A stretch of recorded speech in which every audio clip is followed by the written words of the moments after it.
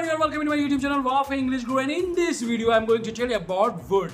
Would is most important modal, and if you use in your day-to-day life, so your English will look more cool and you can speak very well, that people will admire you. So now I want to tell you about the would. Would use. The first one is imagination. For imagination, जब आपका दिमाग किसी तरीके की कल्पना करता है, for example काश मैं अमीर होता, एंड काश मेरे पास फरारी होती, काश मैं अमीर होता, would that I were rich. और आप इसको बिना मॉडल की मदद के भी बना सकते हैं, तो आप कहोगे आई विश आई वर रिच।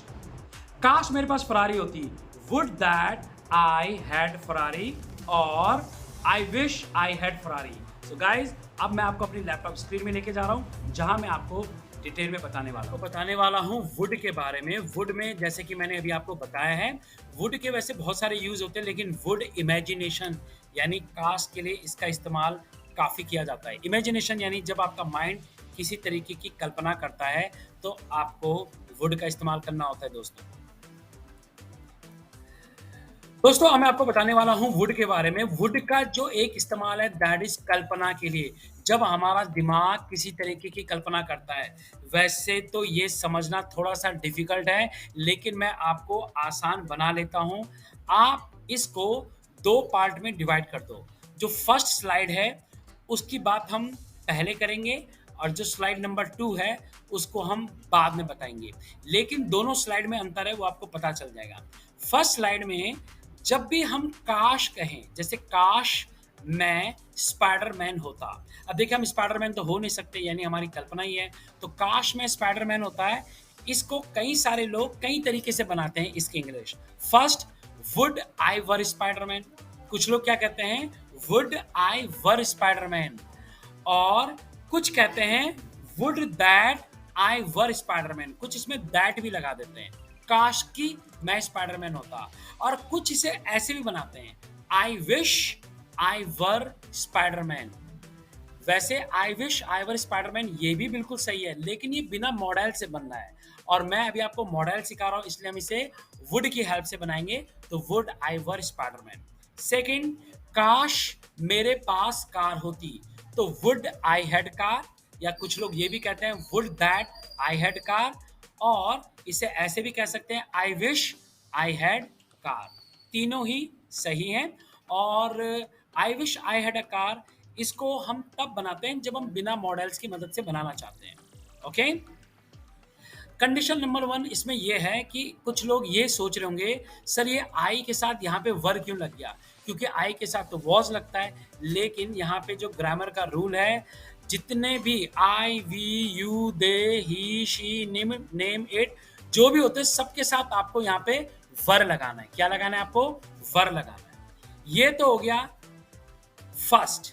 अगर हम इसी बात को थोड़ा सा बढ़ा के बोले और हम अगर लगा दें, अगर मैं स्पाइडरमैन होता तो मैं उड़ता। देखो, ऊपर वाले में काश मैं स्पाइडरमैन होता, लेकिन नीचे वाले में हम कंडीशन दे रहे हैं कि अगर मैं स्पाइडरमैन होता तो मैं उड़ता। देखो, ऊपर वाले में वो अपनी ख्वाहिश को जग जाहिर नहीं कर रहा है, वो कह रहा है काश मैं स्पाइडरमैन होता। अब उसने ये नहीं बताया कि वो क्या करता, वो स्पाइडरमैन क्यों बनना चाहता है। लेकिन जब हम ये भी बताएं कि हम स्पाइडरमैन क्यों बनना चाहते हैं, तब आपको कुछ अलग तरीके का रूल लगाना पड़ेगा, और उसके लिए हम क्या करेंगे, वुड वाले हिस्से को हम मैं उड़ता में लगा देंगे, पीछे वाले में जो हम करते। ओके, तो इसकी इंग्लिश हो जाएगी, if I were Spiderman I would fly. Same like that, अगर मेरे पास कार होती तो मैं गोवा जाता। So if I had car I would go to Goa. आप इसको ऐसे भी याद कर सकते हो कि जब भी काश आए तो आपको वुड सबसे आगे लगाना है, और जब काश ने आए, अगर मगर आए, तो यानी आपको वुड पीछे वाले हिस्से में लगाना। Okay, so this is slide number 1। इसको आप अपने माइंड में साइड कर दीजिए। ओके, स्लाइड नंबर 2 में हम वर्ब का इस्तेमाल करते हैं दोनों साइड। देखो, यहाँ पे तो ये है, अगर मैं स्पाइडरमैन होता तो मैं उड़ता, इसमें वर्ब केवल पीछे है, उड़ना। लेकिन जो स्लाइड 2 है उसमें हम यहाँ भी वर्ब लगाएंगे और पीछे भी वर्ब लगाएंगे। कैसे? अब देखिए, अगर मैं खेलता तो मैं जीत जाता, यानी ना तो वो खेला ना वो जीता। इसका मतलब ये कल्पना ही है। जो चीज़ सची नहीं हुई तो वो कल्पना ही है। तो अगर मैं खेलता तो मैं जीत जाता। If I played I would win. देखो आपको यहाँ पे ध्यान रखना है, यहाँ पे आपको सेकंड फॉर्म का इस्तेमाल करना है।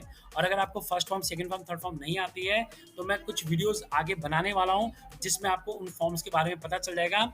तब तक के लिए आप किसी बुक से या यूट्यूब चैनल से आप वर्ब की फॉर्म्स को पढ़ जरूर लीजिएगा, ओके? तभी आप टेंस भी समझ पाओगे। तो अगर मैं खेलता तो मैं जीत जाता। If I played I would win. अब देखो जो इसके बाद वाला सेंटेंस है वो आपको थोड़ा कंफ्यूज करेगा। अगर मैंने खेला होता तो मैं भी मैच जीत गया होता। अब आप बोलोगे सर ऊपर वाली बात नीचे वाली बात तो एक ही है, दोनों में क्या अंतर है? देखो बहुत ज्यादा अंतर है। ऊपर वाले सेंटेंस में अफसोस की भावना कम है और कहीं ना कहीं वो अपने आप से बात कर रहे हैं, अगर मैं खेलता तो मैं जीत जाता। नीचे वाले में वो किसी से तुलना कर रहा है। देखिए अगर मैंने खेला होता तो मैं भी यानी कोई और भी जीता है तो मैं भी मैच जीत गया होता। तो इसकी इंग्लिश हो जाएगी if I had played I would have also won the match. यहाँ आपको हैड के साथ वर्ब की थर्ड फॉर्म लगानी है, यहाँ वुड हैव के साथ वर्ब की थर्ड फॉर्म लगानी है। दोस्तों ये क्या हो जाते हैं, ये आप देखो ये वाला हिस्सा हमारा टेंस बन जा रहा है और ये वाला हिस्सा हमारा मॉडल बन जा रहा है। ऐसे ये भी हमारा टेंस बन जा रहा है, देखो हैड के साथ वर्ब की थर्ड फॉर्म आ गई है ना, और ये वुड हैव के साथ वर्ब की थर्ड फॉर्म लगी हुई है।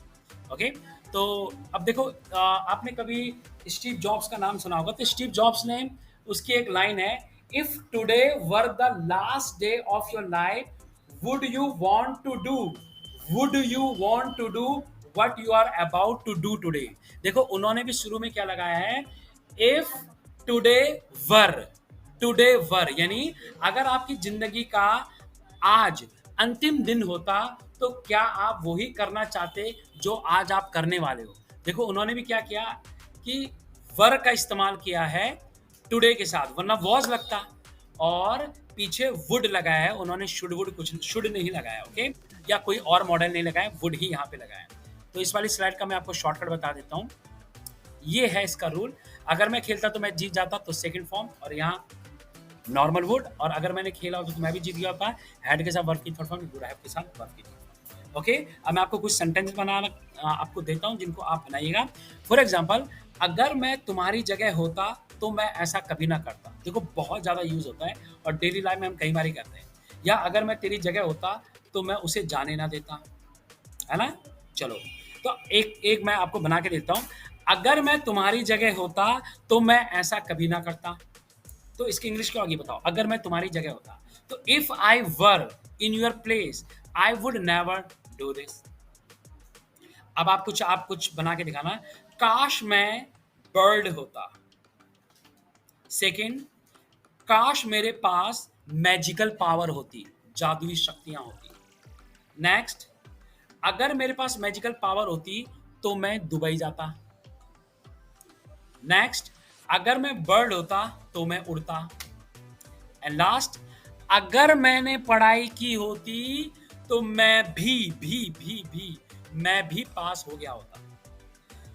Okay guys, so keep watching these videos और मुझे बताना कमेंट बॉक्स में आपको ये वीडियोस की सीरीज कैसे लग रही है। आपको मैं जल्द ही और भी वीडियोस बताऊंगा ग्रामर के। आपकी ग्रामर बहुत ज़्यादा अच्छी होने वाली है दोस्तों, और स्पीकिंग के भी कुछ वीडियोस मैं डालने वाला हूँ, कुछ ऐसे टिप्स भी देने वाला हूँ जिससे आप अपनी इंग्लिश को बेटर कर सकते हो। So if you like this video please share and subscribe our YouTube channel वाफो English guru. Bye bye, see ya and ciao।